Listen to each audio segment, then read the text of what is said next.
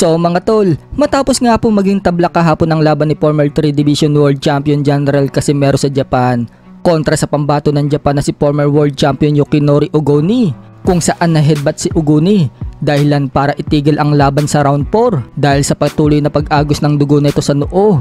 Bagamat sinabi mga tol ni Casimero sa post-fight press conference na nire-respeto umano niya ang desisyon ng referee, nagsalita muli si Casimero mga tol sa isang live niya sa kasamahan niya na si Kuyang Joseph tungkol sa headbutt. Ayon kay Casimero mga tol, hindi daw ulo yung tumama sa noo ni Ogoni. Kung mukha daw niya ang tumama kay Ogoni mga tol, wala naman daw bakas sa mukha niya na may bukol o sugat para masabing yun daw ang tumama kay Ogoni. Nanghihinayang daw si Casimero mga tol dahil tinigil daw ang laban sa round 4. Pumusta pa naman daw siya sa round 5. Natatapusin daw niya itong si Ogoni. Dagdag pa ni Casimero, sobrang dami daw nang nanood sa laban niya, kaya talagang gusto daw niya pahabain ng laban para hindi daw mabitin ang mga tao.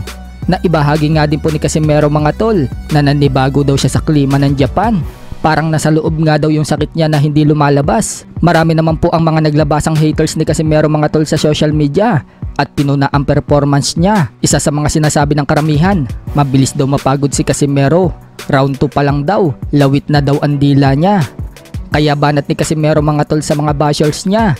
Saka na daw sila mambash kapag tinalo na daw siya ni Naoya Inoue. Sa ngayon, manahimik muna daw ang mga haters niya dahil wala pa rin daw ang makakagiba sa kanya. Saka na kayo magbabas kapag matatalo talaga ako ni Naoya Inoue ha. Doon na kayo magsalita guys pag ano, kung ano yung ma-decision yung Naoya Inoue or Casimero ha. Sa ngayon, tahimik lang muna kayo dahil si Cuadrolas hindi magigiba. Sayang yung ano, sayang yung tayakok 5 rounds. Sabi daw headbutt daw pero okay lang. Wala naman. Saan ba nakatama dyan sa mukha natin yung headbutt dyan? Tignan nyo guys, saan? Guys, saan? Yeah, diba?